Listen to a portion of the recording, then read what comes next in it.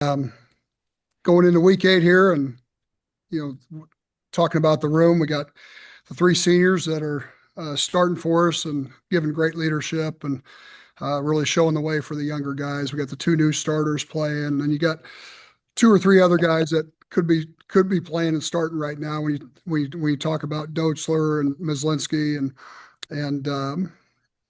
Leighton Jones. So that's the main core right now, getting the action and really pleased with the attitude and the work ethic right now of the room, and just in that time period right now at Iowa where it's you got your nose down and working hard and trying to improve every week. So open up for any questions you got. All right, Coach. First question will be from David Eichholt. Hey, George, appreciate you taking the time. Always a pleasure. Uh, Going back before the season, everybody talked about, all the accolades that you guys had from an offensive line, how great of a season you had last year. You're really building it upon it strong this year. I guess from your perspective, the thing that, it stood out to me is all the senior guys, the entire offensive line are really still improvement driven, despite all the outside noise about how great they're doing. How do you, as a coach, kind of instill that in your locker room and keep those guys grounded and continue for them to be able to have that mindset? I, David, I think that the main thing, it starts at the top of our organization. When you work for a man like Coach Ferentz, who sets that tone and sets that bar every day and every week throughout the whole year, it's really easy as an assistant coach to stress those same points. You're not fighting against anybody in this building. That's what this building's about. It's about improvement, and I'm glad you noticed that, because it's admirable for those seniors to be improving the way they are, because some places don't have that. And I'm just very fortunate to be around three seniors that are as hungry as anybody in the room right now, and probably improving as much as anybody in the room. But that it's, as a coach on a daily basis, you stick to the basics, as far as keeping our nose down and working, and you follow Coach Ferentz's lead, and that's just how our whole building operates, and it's refreshing. It makes October and November in the Hanson building an awesome experience, because you're keeping the main thing the main thing. Our next question is from Tom Kakert. Hey, George, good to talk to you. Wanted to ask you about Lucas Allgaier. True freshman comes in and he's kind of working in the two deeps a little bit, and that's a big step for a freshman. What have you seen from his development since he arrived in January? Same thing I saw from in the recruiting process, just who he is as a person, the family he comes from, the program he comes from. He's just a very driven kid. He's fun to watch. There's those innocent days where he makes mistakes and gets down on himself, but that's the fun part of coaching young kids, is getting them to believe in themselves. But he certainly has the prerequisite abilities. He's got good feet. He's very driven. He's very motivated. He has defensive background, which I really like. So he plays the game physical and he likes contact, and he's a joy to be around. Like this week, and last week, he'll spend most of the week with the varsity, but once a week we send him to the scout team no matter what, to get some action against the varsity D line, and because I just think that's a really integral piece of these guys developing as young guys. When I first got here, we had a couple guys that went straight to varsity, and I look back at their experience, and I wish they had a little bit more scout team experience. And so Lucas is getting the best of both worlds right now, but his attitude's great. Smart kid, tough kid. He's just starting out, but he's got some tools. Mitch Vick. Morning, George. Wondered if you could tell me about Jennings downplays, it feels sometimes, his knowledge of the game and his ability, and oh shucks, I just block. They tell me to block, whatever. He strikes me though as a far more cerebral player than he'll let on. Of course, the physical attributes and tools are all there, but just what kind of a heady player is? Jennings is a great example of someone who genuinely is himself. He's not trying to be anyone else. So when he answers those questions that way, that's how he thinks. He just keeps it simple with a kid that he's a talented kid, and he does know the game.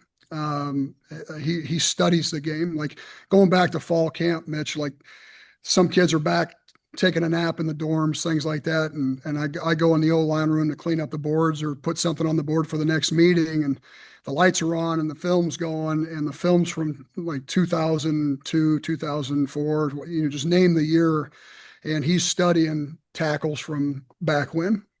He's studying Robert, he's studying Bruce and all those guys, and that's just who he is. He's a student of the game, and he's really invested in it.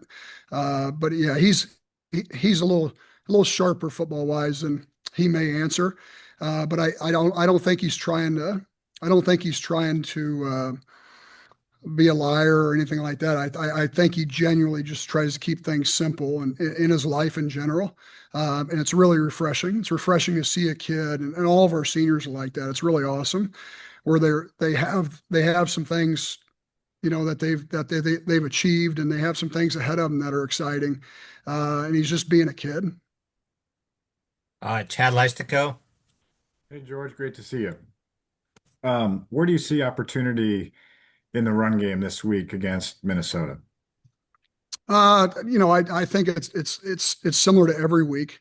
Um, you always want to establish the run game, and you're in the Big Ten. The run defenses we faced the last few weeks have been pretty stout. So you got to be on your P's and Q's as far as fundamentals and playing together and things like that. So, it's going to be a great challenge because they're coached well. I mean, very well, and they have been for years. They've had multiple coordinators, but the core of their defense and how they play and the style which they play and the high effort and tenacity at which they play with is always present, and it's no different this year.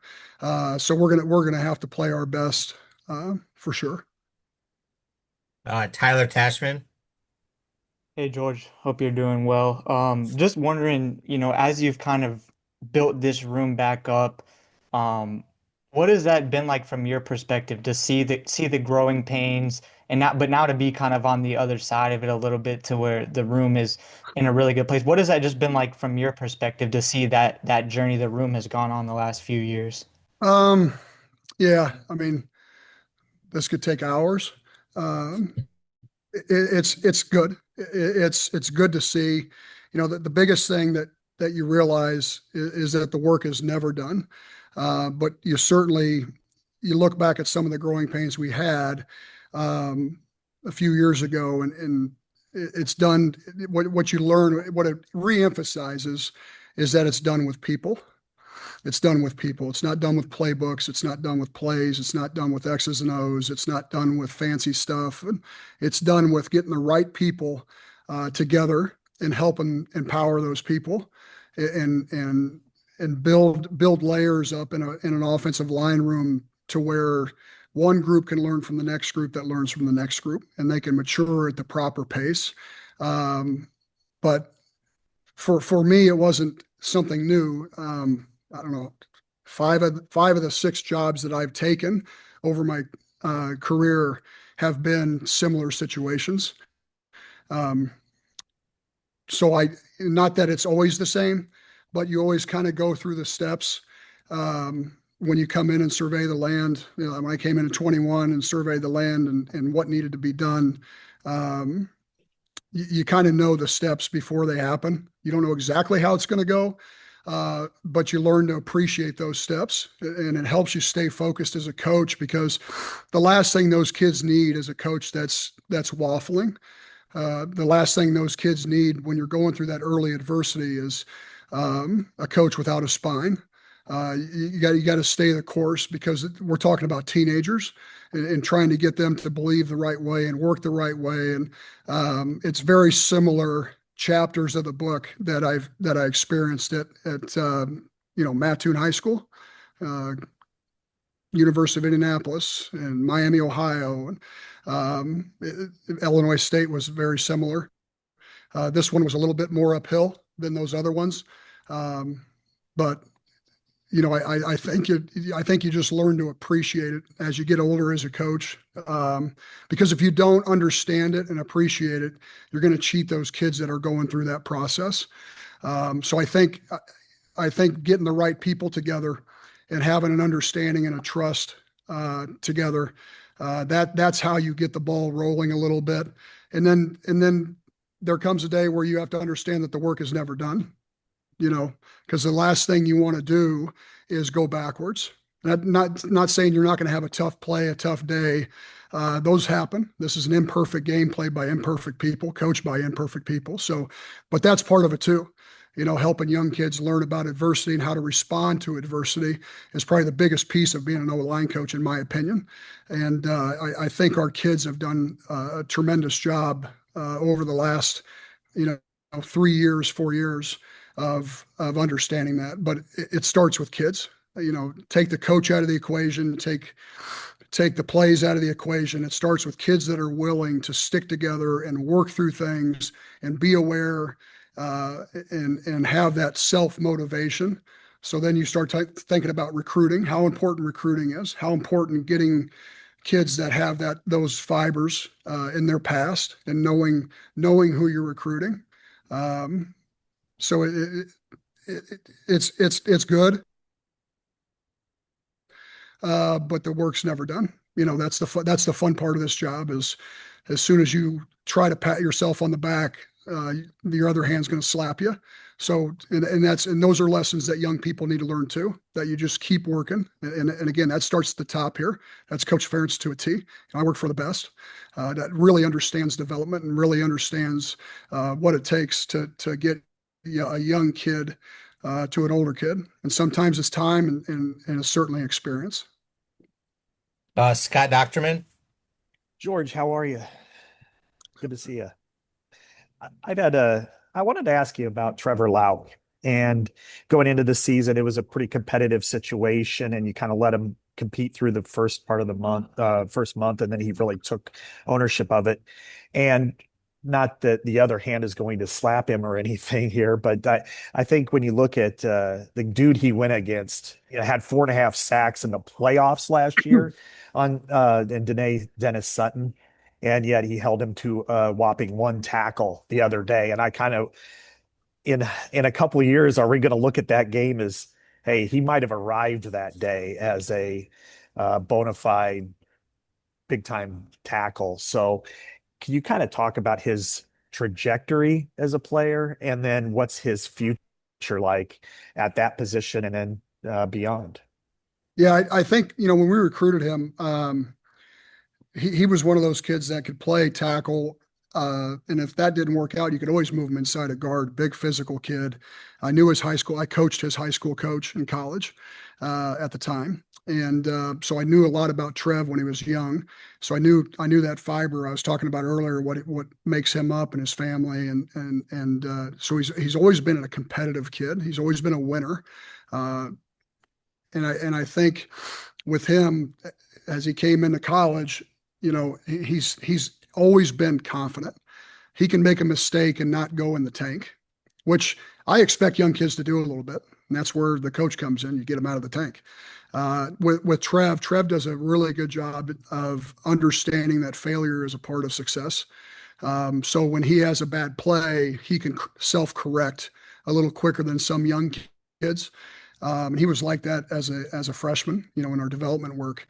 But yeah, he's obviously able to play tackle. He's got good feet. He's got good balance. His body is still maturing. He's nowhere where he's going to be in another year. Talking about the development piece, the work that Coach Braithwaite and his staff do with, especially our position, is so vital and it's so good here. And that's been a big piece of his. Coach Ray's been on top of Trev since the day he walked in. Knew his weaknesses, knew what to work on, and we have conversations about it. So what you see is that long body continue to get a little bit stronger and bend a little bit better and play. But I think the mental side of it for him is what carries him right now. Now the physical part is really going to catch up one day, and now now it's what you're talking about. That trajectory but his attitude's good. His first year starting, and he's had some plays he's won back, and he's been coached hard and things like that. And he doesn't flinch. He's just there's some things you got to teach young kids on how to respond. There's some kids that have it naturally, and that's a tribute to his family and his high school program. But that's, again, when you go back to the recruiting piece of it, how many of those boxes can you get checked? Because that speeds up the process when they get here. But he's been a delight to coach, and he's not a kid that's, he doesn't take a lot of deep breaths and say, okay, I'm doing good for a redshirt sophomore. He's a kid that wants to do better. And I think a big piece of that is just those seniors.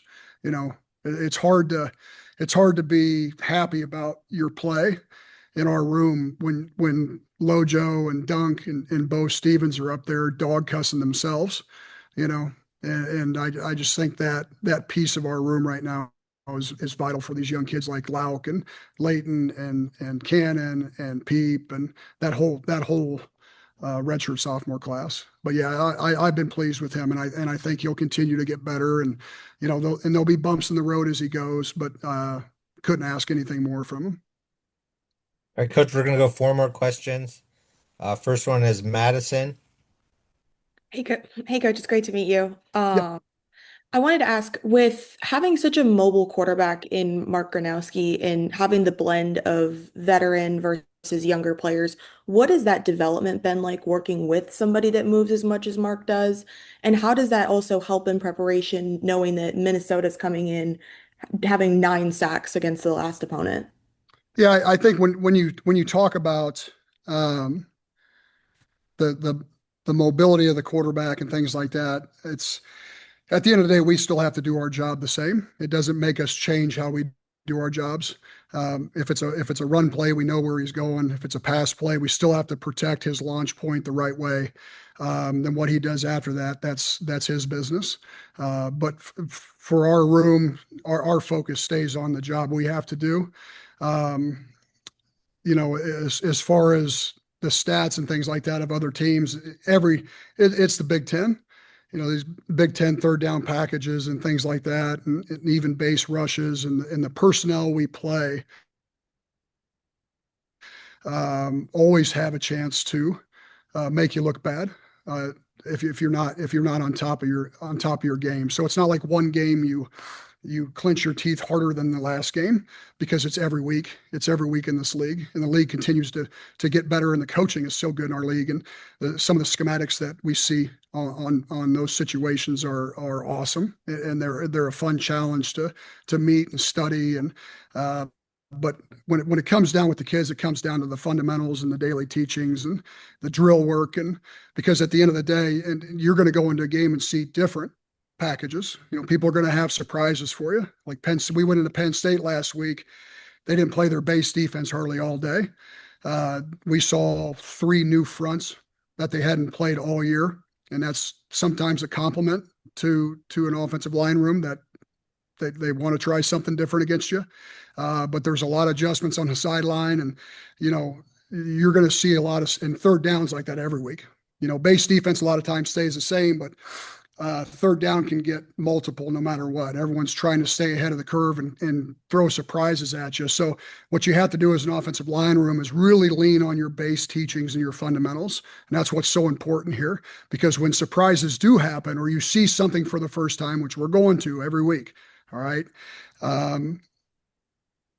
if you can lean on those base fundamentals, I'm talking about footwork and how your body is and how it moves and how you use your hands, sometimes you can survive those surprises a little bit better.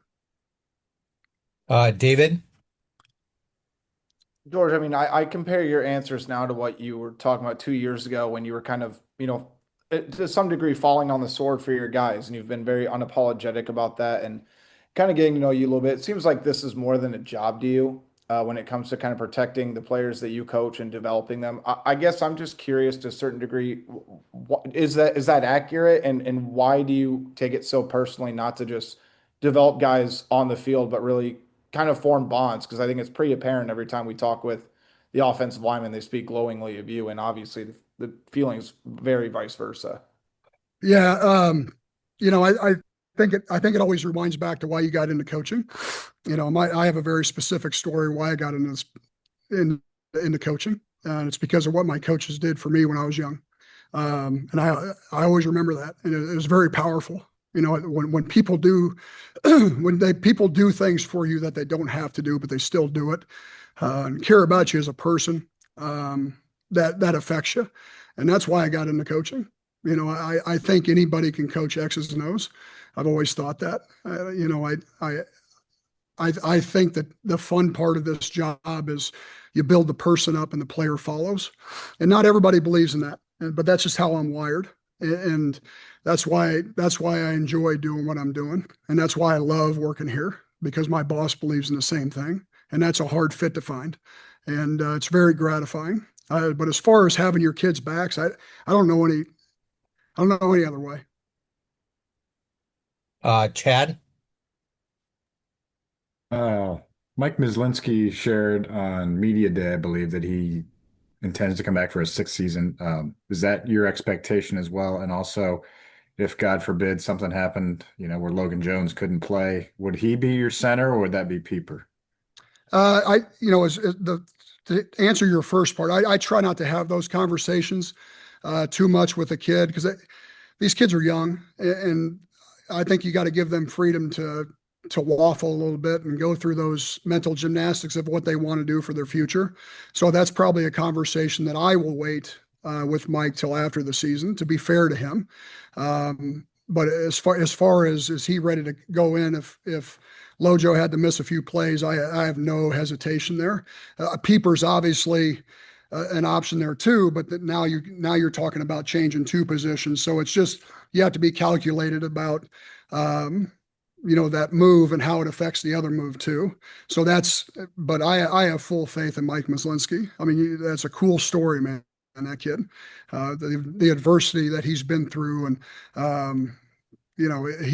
it's really commendable. He's earned everything that he's getting, and to watch him play football right now, and the happiness he gets from this game and his teammates, and the improvement he's making, is solely because of him and his outlook on life and how he's matured. And but yeah, he's getting better. He had a great day today on the practice field, and when he's gotten into games, he's a physical, hardworking kid, and you're starting to see that Mike Mislinski that Iowa recruited back in the day, and it's sometimes kids lose that a little bit when they have adversity strike and injuries, but it's always cool to see a young guy get that back and feel that, because the goal with offensive linemen, you want them to feel like they felt like in high school, their junior and senior year, and they lose that early on in their career because it's so damn hard and it's so physical, and you're learning a different set of fundamentals and things like that. So once they get those fundamentals down and get the necessary reps in practice, they start to get that old fire back that they felt back in high school. And I can tell, like when you talk to Mike and you watch him play, he looks like a high school kid out there playing. And I think if we all keep that focus and just understand we're kids, and play the game like a kid would play it, then I think everybody gets rewarded. All right, final question, Coach. And I got time for more if I'm in no hurry. Okay. This is a little bit off the beaten path, but I've talked to a couple guys in your room about how that offensive line room went to the Ozarks in the off season. I guess first, were you aware of that? And second, how does that make you feel about like the culture within the room that guys on their own are kind of going on trips like that? Do you have to twist somebody's arms to go to the Ozarks? Is that a big deal? I mean, No. hell, I go now. They didn't invite my ass, but I go every year. But no, in all seriousness, when you first walk into a job and you get into a room, the first thing you have to build is that chemistry, and you have to, and the coach doesn't necessarily build it. You have to make the kids understand that how important that is, especially when you're playing a position where all five guys have to be on the same page all the time. Our room it's a tough room to penetrate because of that. I don't know how many meals a week they do together. They're always together. It's just, but it has to be that way. It has to be that way. And I think they appreciate it. Listening to kids talk and reading what they write and things like that about, the togetherness of the room. And it's certainly what you want in a room. But again, it starts with leadership. The coach just kind of puts the lighter to it and starts the flame, but it's not going to stay unless you have really good leaderships that believe the same way. And we have really, really good leadership right now. And they understand how important that chemistry is. All right, Scott. Hey, you asked for one, you asked for more, so I'm going to give you more of that Go. because I like it. When you look at Bo Stevens, the two of your linemen have gotten a pretty big reputation, but his reputation hasn't caught up. But I think style of play and play itself has been on par with those other two for sure. How is his fundamentals caught up? Because he always had the big body and he was hurt for a year. But how has he caught up fundamentally? And what's with his mean streak? Because I think he's one of the meanest guys I've seen since maybe Brandon Sheriff out there. Yeah, Bo has always had that tick to him.